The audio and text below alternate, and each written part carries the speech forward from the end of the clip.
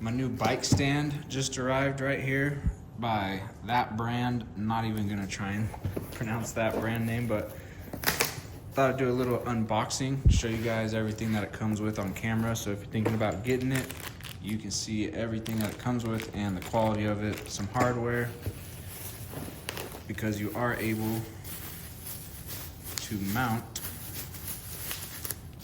this stand down onto a surface. So you'll just run the hardware down through there and that will mount it.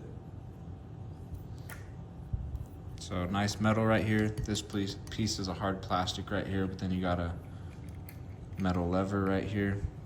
And then here's the last piece that it comes with right here.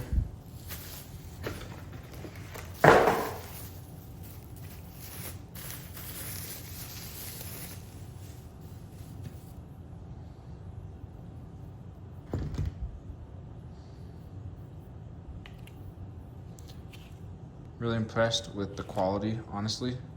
This is a metal or a plastic lever right here, and this is all hard plastic, and then the pole is metal, but yeah, definitely all well made. So excited to set this thing up and put it to use.